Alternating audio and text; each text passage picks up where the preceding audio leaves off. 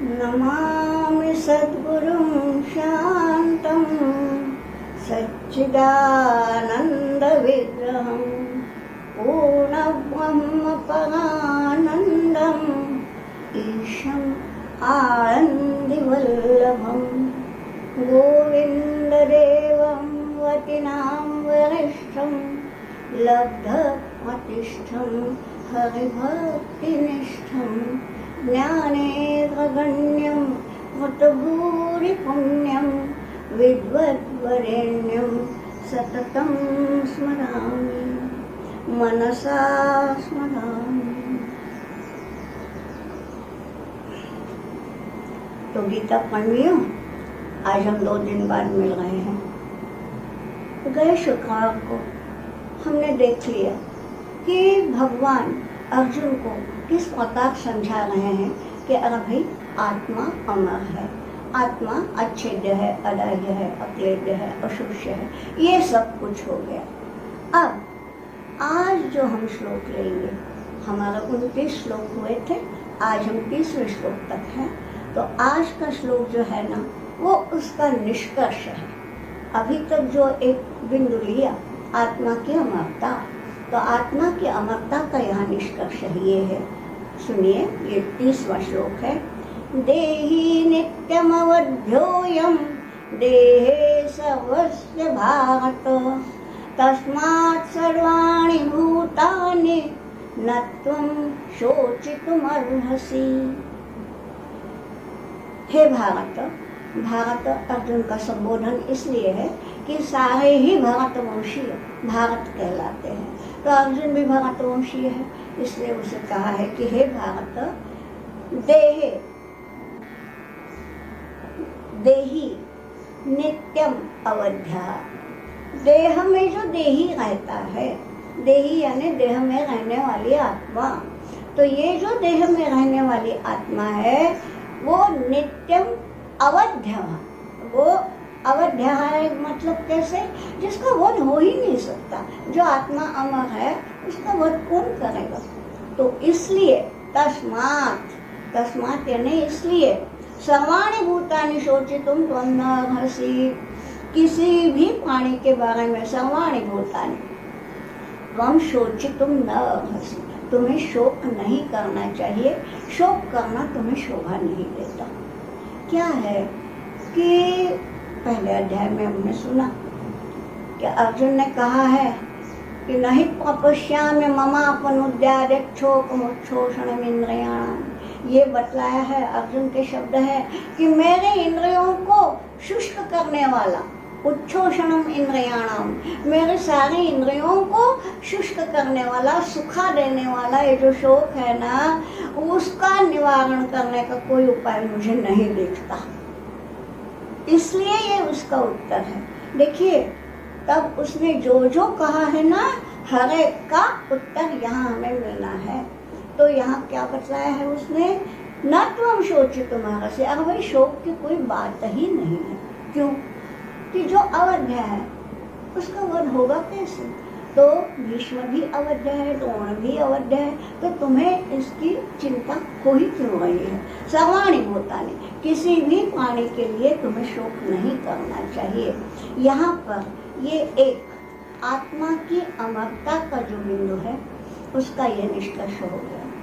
अब और क्या बता रहे हैं भगवान कि भाई हर एक को अपने अपने धर्म का पालन करना चाहिए। पहले ही हमने बता दिया है, पर हमने क्या बता दिया है, ये तो हमारे संस्कृति की ही देन है कि धर्म यानी क्या? धर्म यानी कदापि रिलीजन नहीं होता। धर्म यानी धारणा, धर्म मिथ्या हो। धारणा जो होती है, जो हमारा कर्तव्य होता है, वो है धर्म। इसीलिए तो देखिए ना कि किसी भी घर में लड़का है वो पुत्र धर्म का आचरण करता है, पिता है वो पितृ धर्म का आचरण करता है। तो क्या दोनों का रिलीजन अलग हुआ? क्या दोनों का रिलीजन एक है, लेकिन धर्म अलग अलग है। हम मानव धर्म की बात करते हैं, यानी क्या कि मानवीयता हर एक में होना चाहिए, ये है धर्म। तो अब इस धर्म पालन की बात बता रहे हैं कि भाई अर्जुन, तुम क्षत्रिय बालक हो, बालक नहीं है अभी तो, उनके बेटे भी हैं यहाँ पर, मतलब तुम क्षत्रिय हो, तो तुम्हारा स्वधर्म क्या है? आगे आएगा, गीता में ही आएगा कि क्षत्रिय के धर्म क्या है, क्षत्रिय का कर्तव्य क्या है, तो वो तब जब आएगा तभी स्पष्ट होगा। मगर अभी इतना बता देते हैं। अगला श्लोक है 31वां। स्वधर्ममपि चावेक्ष न विकम्पितुमर्हसि, धर्म्याधियुद्धात् श्रेयोऽन्यत् क्षत्रियस्य न विद्यते न विकम्पितुमर्हसि। अर्जुन ने जो बोला था ना, वे पथुष्ट शरीर में, मेरा शरीर कंपायमान हो रहा है, हाँ क्यों, थर थर मैं कांप रहा हूँ, ये सारे ना नर्वस ब्रेकडाउन के लक्षण हैं। तो ये अर्जुन यूं तो महापराक्रमी योद्धा है, नर्वस होना उसका स्वभाव नहीं है, लेकिन फिर भी वो कुछ भ्रामक कल्पनाओं के कारण उलझ गया है, और उस मानसिक उलझन के कारण उसको ये नर्वसनेस आया है, और वो बोल रहा है कि वे पथुष्ट शरीर में। उसका यहाँ उत्तर है न विकम्पितुमर्हसि, तुम्हें कंपित होना ही नहीं चाहिए। क्यों?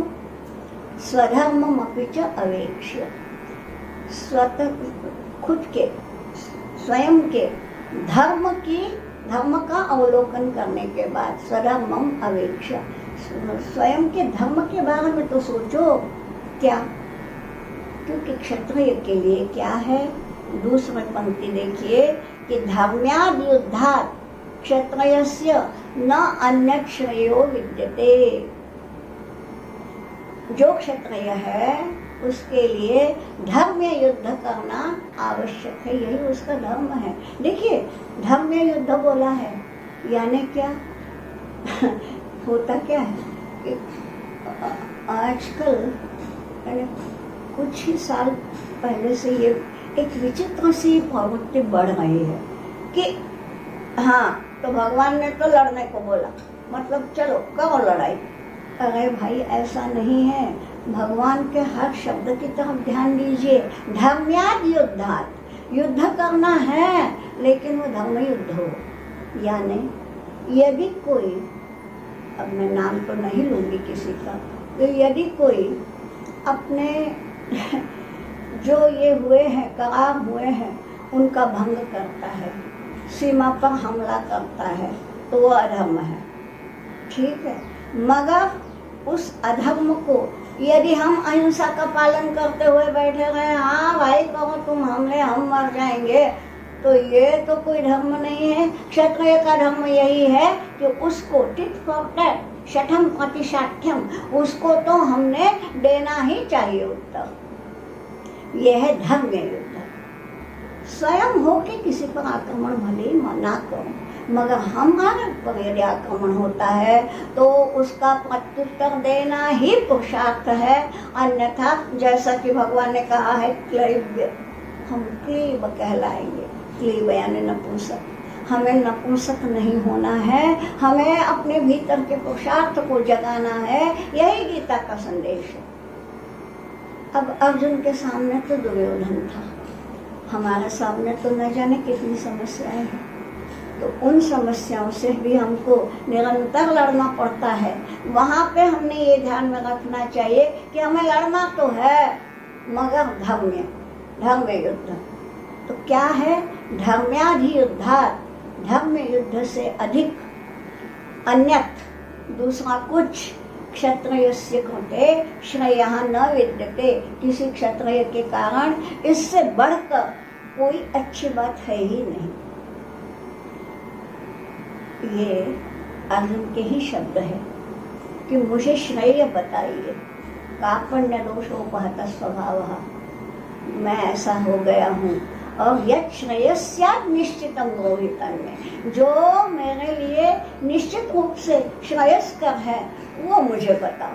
तो वो यहाँ बताया है, क्या है कि धर्म युद्ध से अधिक कुछ भी क्षत्रिय के लिए श्रेयस्कर नहीं है। देखिए ये युद्ध कोई अर्जुन ने स्वयं नहीं चाहा था, बल्कि पहले दौत्य करने के लिए स्वयं भगवान श्री कृष्ण गए थे कि अरे भाई अपने ही मनुष्य में युद्ध करना ठीक नहीं है, बताया था।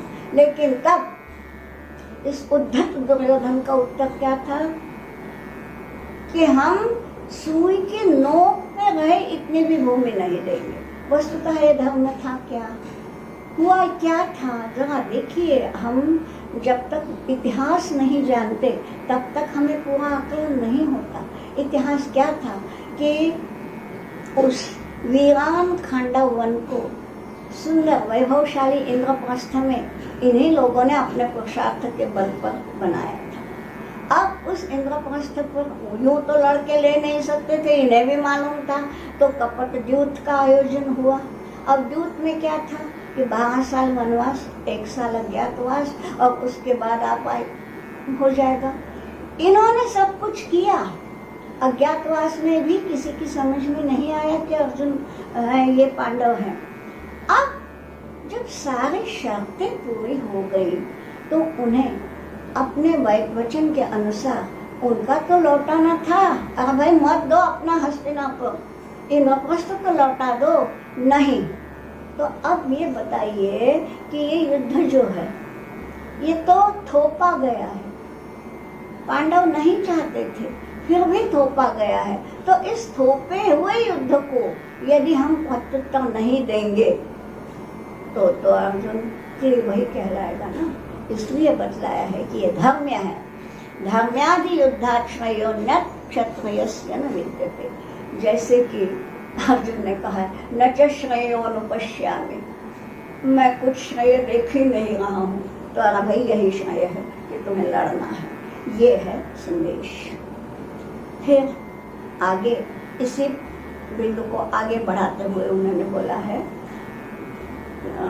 32वां श्लोक है, आगे बढ़ा है, बताया है यद्वच्छया चोपपन्नं स्वर्गद्वारमपावतं सुखिनः क्षत्रियाः पार्थ लभन्ते युद्धमीदृशम्।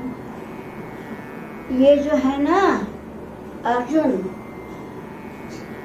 हम दूसरी पंक्ति को पहले ले लेंगे कि हे पार्थ ईदृशम युद्धम, इस प्रकार का युद्ध।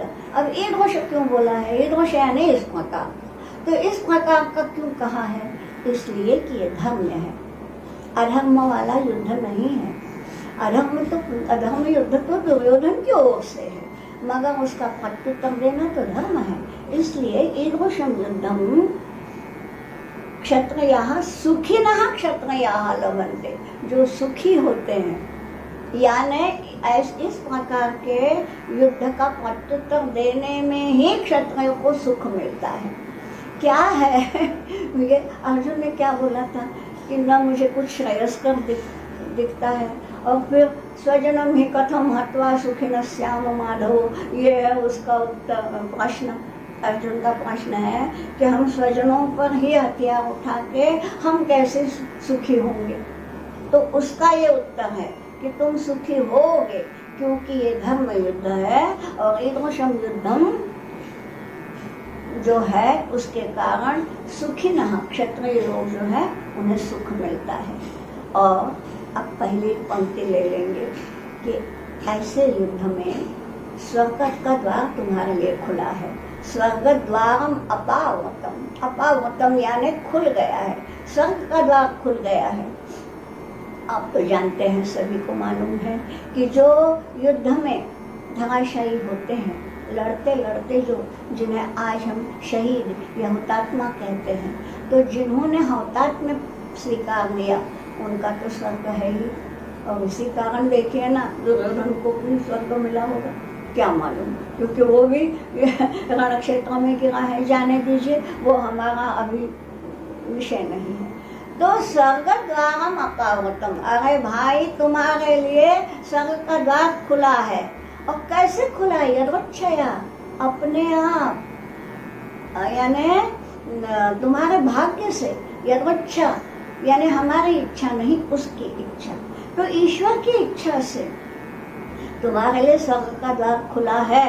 क्योंकि ये धर्म युद्ध है और इस युद्ध में धराशायी अगर हो गए, आगे है वो हतोवा प्राप्स्यसि स्वर्गम, इसी में है, आगे देखेंगे।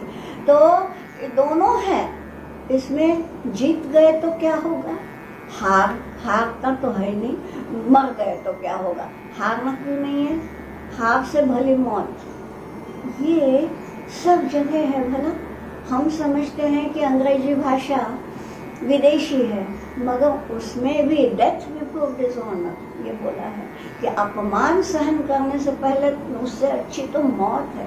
मौत को स्वीकारना हार को स्वीकारने से बेहतर है। तो इसलिए दो ही विकल्प बचते हैं, या जीत या मौत, हार का विकल्प नहीं है। तो यहाँ क्या बोला है कि ईदृशं युद्धं क्षत्रियः लभन्ते सुखिनः भवन्ति, और ये तुम्हारे लिए उपपन्न हुआ है, उपलब्ध हो गया है, अपने आप उपलब्ध हो गया है, यदोच्छया, भगवान की इच्छा से, परमेश्वर की इच्छा से तुम्हारे लिए स्वर्ग का द्वार खुल गया है। यानी यही श्रेय है ना, न च श्रेयोनुपश्यामि, या जो श्रेय है वो मुझे बताओ। ये जो अर्जुन के शब्द है उनके लिए ये बहुत अच्छा उत्तर है। आगे और क्या बतलाया, यानी श्रेय की दृष्टि है, धर्म की दृष्टि है। अभी आगे देखिए 33वां श्लोक है, अथ चेत्त्वमिमं धर्म्यं संग्रामं न करिष्यसि ततः स्वधर्मं कीर्तिं च हित्वा पापमवाप्स्यसि। अब ये धर्म और स्वर्ग इनकी बातें तो हो गई कि ये युद्ध करने में ही धर्म का पालन है, ये युद्ध करने से ही स्वर्ग का द्वार खुलता है, यहाँ तक तो हो गया। लेकिन भाई धर्म क्या और स्वर्ग क्या, हमें आंखों से दिखता नहीं ना, सब एब्स्ट्रैक्ट है। धर्म क्या है, स्वर्ग क्या है, दिखता नहीं है। मगर हमारा यश, खैर यश भी एब्स्ट्रैक्ट है, दिखता नहीं, लेकिन हाँ उसका अनुभव हमें जीते जी आता है। यश अपयश, हमारे कीर्ति बढ़ना बदनाम होना, ये दोनों का अनुभव हम जीते जी कर सकते हैं।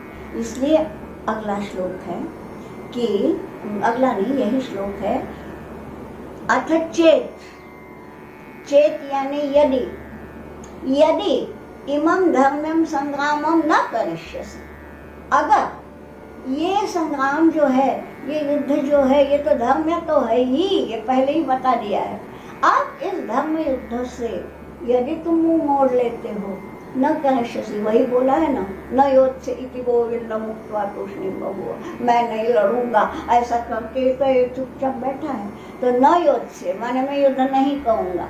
तो यहाँ बोला है कि ये धर्म संग्राम, ये जो धर्म की दृष्टि से है ये लड़ना, ये यदि न करिष्यसि तो क्या होगा, दोनों को तुम खो दोगे। स्वधर्मम कीर्तिं च, खुद का धर्म भी तुमने खो दिया, क्षत्रिय का धर्म है वो भी खो दिया, और कीर्ति, आज तक की जो अर्जुन की कीर्ति है कि अर्जुन को पांतप, धनंजय, सव्यसाची, न जाने कितने कितने विशेषण हैं। ये क्यों बतलाए हैं, उसके पराक्रम के कारण, उसके प्रताप के कारण। पूरे महाभारत में ऐसा एक भी प्रसंग नहीं है कि अर्जुन हारा, जहाँ जहाँ गया वहाँ वहाँ अर्जुन की जीत हुई है। तो ये उसके आज तक की कीर्ति है भाई, नाम कमाया है उसने।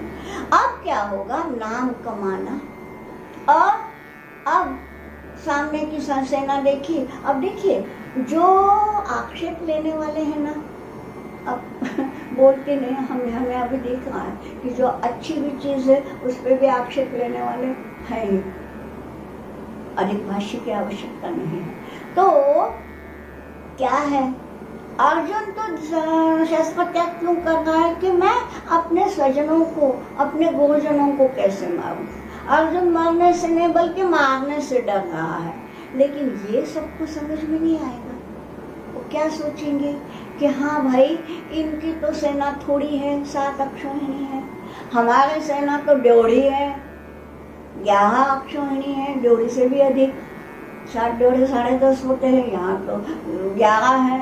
तो हमारी इतनी बड़ी सेना देख के और हमारे ये बड़े बड़े अतिरथी महारथी और चिरंजीव है, कृप है, अश्वत्थामा, तो इनको देख के ये डर गया।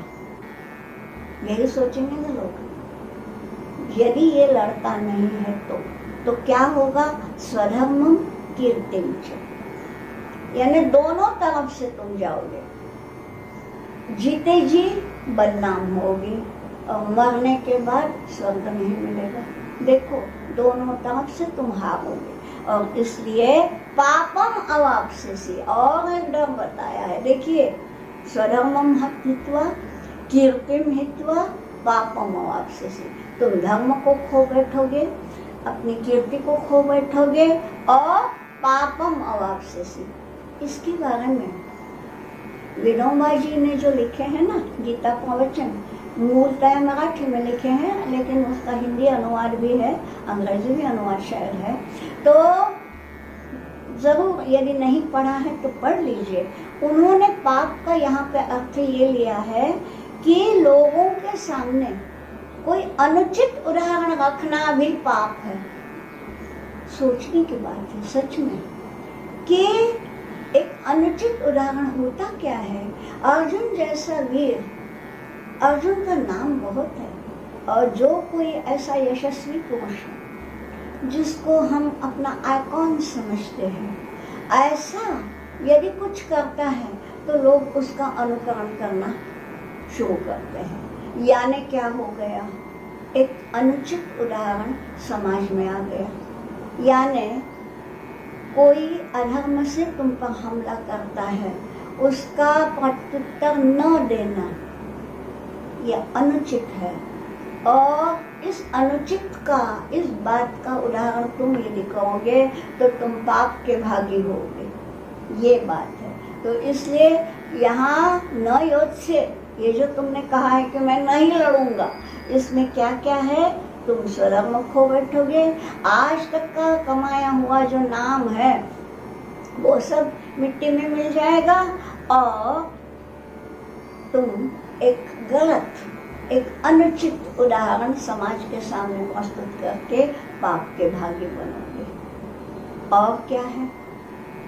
अगला श्लोक देखिए, अकीर्तिं चापि भूतानि कथयिष्यन्ति ते व्ययाम् संभावितस्य च कीर्तिर् मरणादतिरिच्यते। क्या बतलाया है? देखो, यदि तुमने ऐसा उदाहरण प्रस्तुत किया तो क्या होगा? अकीर्ति, तुम्हारी अकीर्ति होगी। आज तक तो अर्जुन ने केवल कीर्ति ही कीर्ति कमाई है, यश ही यश कमाया है, कभी उसने हार का मुंह नहीं देखा, जीता ही गया है। तो अब क्या होगा? ते अव्ययाम अकीर्तिम कथयिष्यन्ति भूतानि, भूतानि यानी सारे समाज। अब समाज का ना क्या, अंग्रेजी में बड़ी अच्छी कहावत है कि जो भीड़ है ना, भीड़ का कोई मस्तिष्क नहीं होता।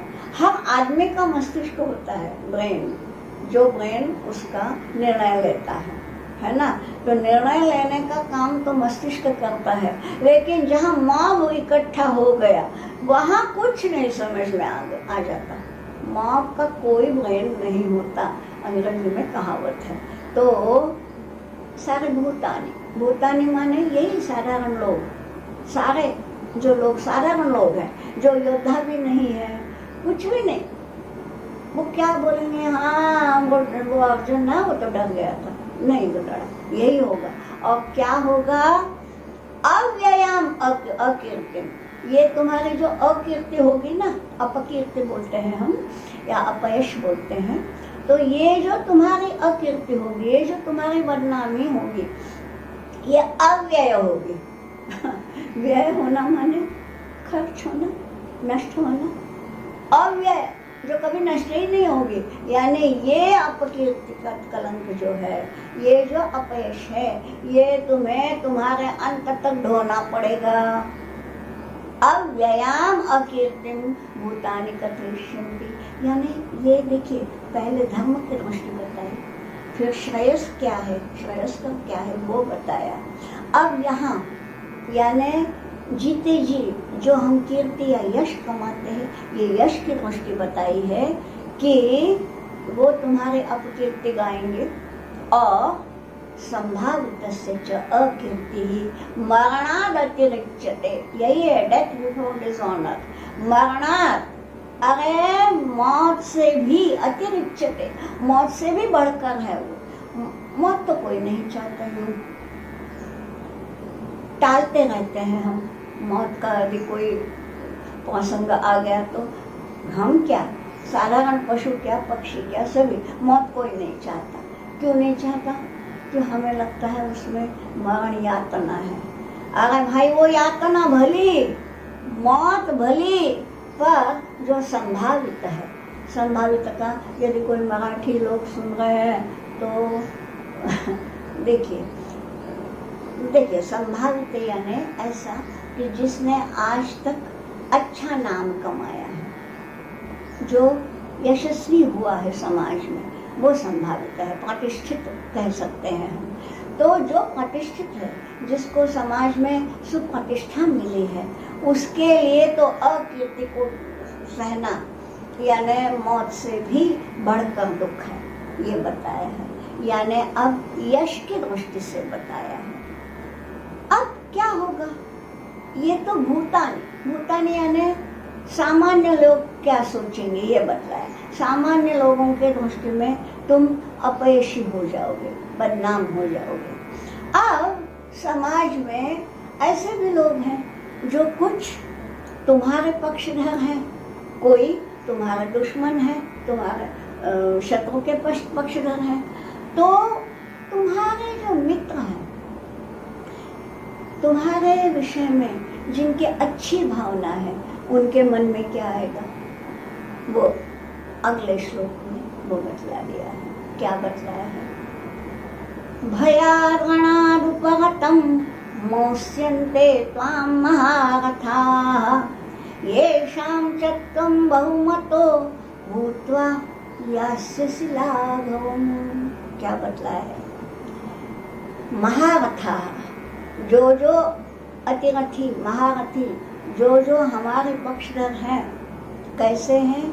येषां त्वं बहुमतः, जिनके लिए तुम बहुमत हो, माने जो मन ही मन तुम्हारा बहुमान करते हैं, तुम्हें मानते हैं, तुम्हें अपना आदर्श मानते हैं।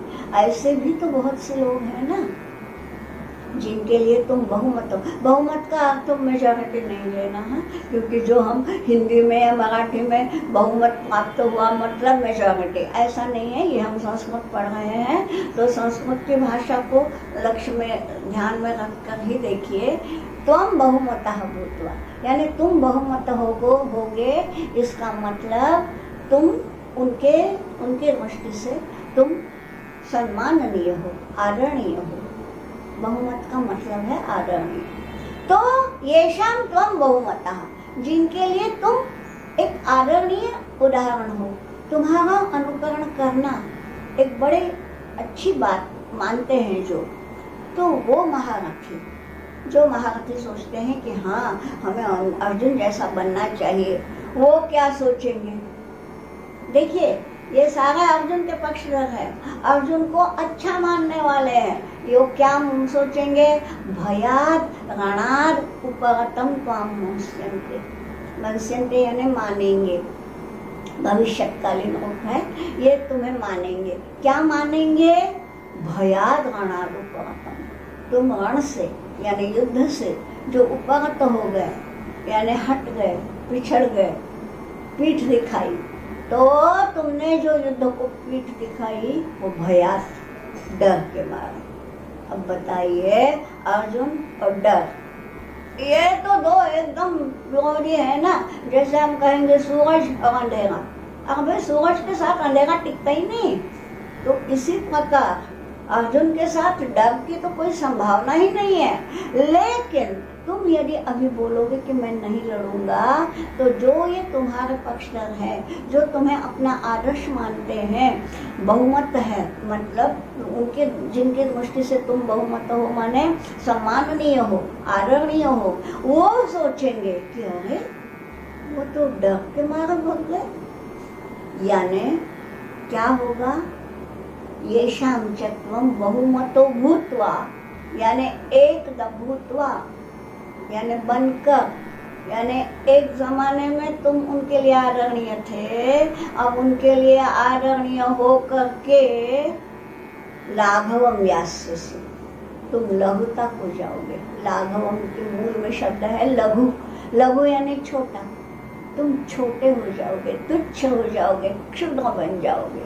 यानी अरे जिसको हम इतना मानते थे वो भी तो डरपोक निकला, वो भी तो कायर निकला, भय से भग गया। यानी ये जो है तुम उनके मन में तुम्हारे प्रति तुच्छ भाव आ जाएगा।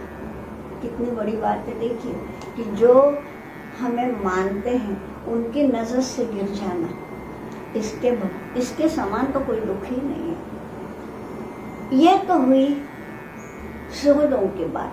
सुहृद माने जो हमारा हित ही देखते हैं, हमारा सम्मान ही करते हैं, जिनके मन में हमारे लिए मित्र भाव है, वो है सुहृद। तो ये हुई सुहृदों की भावना। अब जो दुश्मन है, शत्रु हैं, वो तो खैर उन्हें तो मौका ही मिल जाएगा।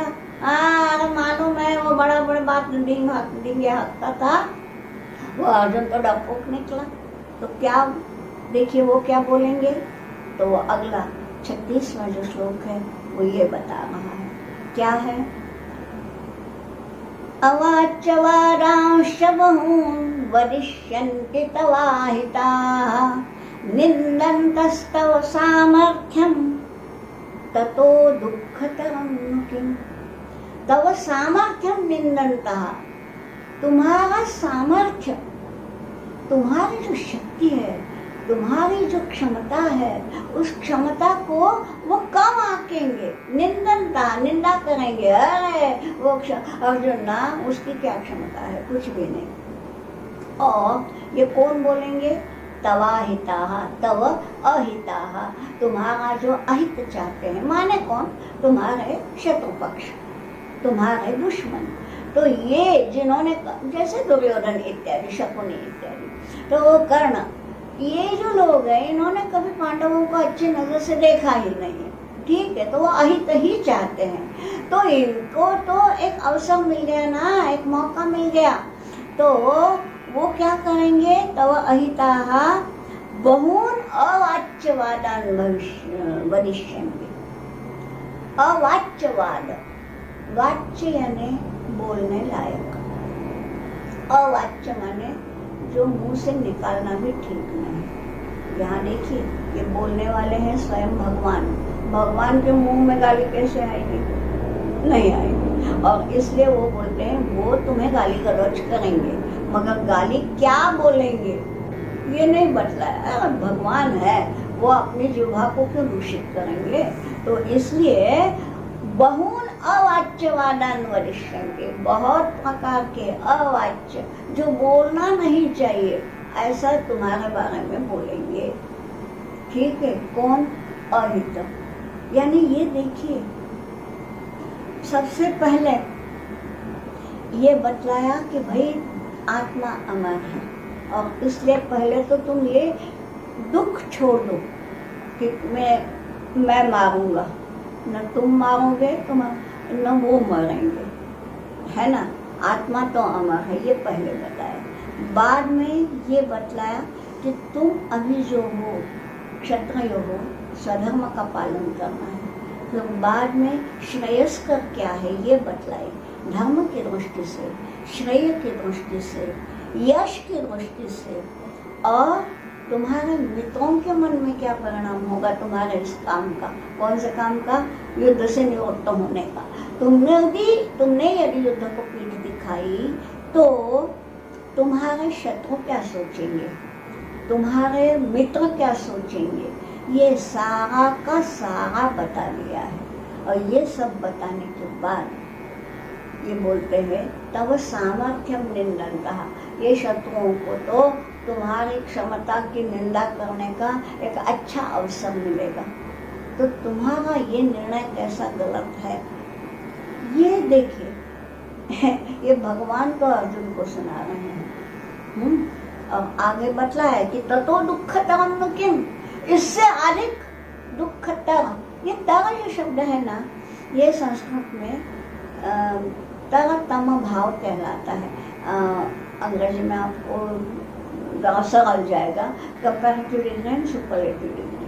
तो कंपैरिजन जब होती है दो में, तब हम कंपैरेटिव डिग्री ये करते हैं। तो ये तर जो है वो कंपैरेटिव है, दुख देने वाला है उसको दुखम बोलते हैं, और अधिक दुख देने वाला है वो दुःखतर।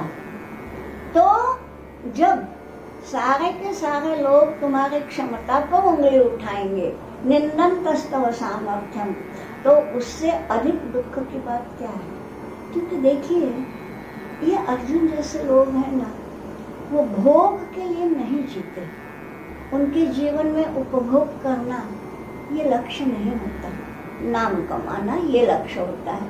अब नाम कमाना जो है, आज तक नाम कमाया है, और तुम्हारा केवल एक ही कृति से आज तक कमाया हुआ सारा जो यश है, वो यदि ये हो जाएगा, धूल में मिल जाएगा, तो क्या फायदा है। ये बतलाया तो दुःखतरं नु किम, इससे अधिक दुख के बात हो ही क्या सकती है। इसलिए यहाँ तरा भाव लिया है। तरा भाव माने कंपैरेटिव डिग्री, कि इससे अधिक दुख की बात कोई नहीं है। माने तुम दुख को स्वयं बुला रहे हो, आ बैल मुझे मार, यानी तुम्हें अच्छा यदुच्छया चोपपन्नम स्वर्गद्वारम अपावतम, भगवान की दया से तुम्हें ये मौका मिला है। तुमने तो कुछ युद्ध करने का सोचा नहीं था, मगर उन्होंने ये अन्याय का पक्ष लेकर के तुम्हारे ऊपर युद्ध थोपा है। अब ये थोपे हुए युद्ध को भी यदि तुम प्रत्युत्तर नहीं देते तो तुम्हारी क्षमता पर लोग उंगली उठाएंगे, और क्षमता के ऊपर बोलना ततो दुःखतरं नु किम। देखिए हम सभी भारतवासी हैं, स्वतंत्रता मिलके कई साल हो गए हैं। शुरू में भारत की क्या छवि अन्य देशों के सामने थी, अब कैसे धीरे धीरे बदल रही है। ये सब मुझे लगता है कि शायद अब धीरे धीरे गीता का प्रसार हो रहा है, इसलिए गीता ही तो हमें पुरुषार्थ सिखाती है।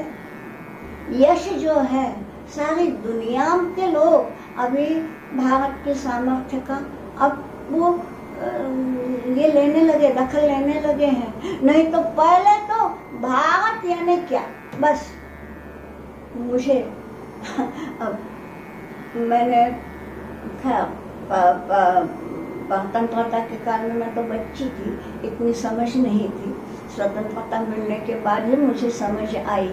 लेकिन एक बात है कि भारत के विषय में अन्य देशों के मन में कोई आदर की भावना तब नहीं थी, क्योंकि ये जो है ना वही हमारा अर्जुन हो चुका था, और उस समय कोई श्री कृष्ण नहीं थे। तो अभी ये देखिए, अब ये श्री कृष्ण ने जो अर्जुन को बतलाया है, इससे हमें आज के नौजवानों को बहुत कुछ लेना है। हमारे पुरुषार्थ को जगाना है, पुरुषार्थ को जगाने के लिए ही ये गीता है। इसका आगे और पता चलेगा, कर्म योग जो है 30वां अध्याय, उसमें और पता चलेगा। तो यदि सुनने वालों में कोई युवा पीढ़ी के हैं तो वो अपने दोस्तों को भी यहाँ ले आए और समझाएं कि ये गीता जी जो है ये हमें कैसा जीना ये बता देती है। कई लोग समझते हैं कि गीता तो बुढ़ापे में पढ़ने का ग्रंथ है, मोक्ष देने वाला है। अरे भाई है ना, गीता पढ़ने से मोक्ष तो जरूर मिलेगा, हमें धर्म का ज्ञान होगा, हमें ज्ञान मिलेगा, आत्मज्ञान मिलेगा, ब्रह्म ज्ञान मिलेगा, ये तो कोई नकार ही नहीं सकता। लेकिन ये तो मौत के बाद की बात है कि हमें स्वर्ग मिलेगा या मोक्ष मिलेगा या पुनर्जन्म मिलेगा, इसके लिए पहले मरना पड़ेगा। मगर उसके पहले तो हम जी रहे हैं ना, तो जीते जी हमने किस प्रकार जीना चाहिए, इसके दिशा दर्शन देने वाला जो ग्रंथ है वही गीता है। तो अब यहाँ हम आज रुकते हैं, अब अगला कल देखेंगे। आज हम 36वें श्लोक पे रुके हैं, कल 37 से शुरू करेंगे।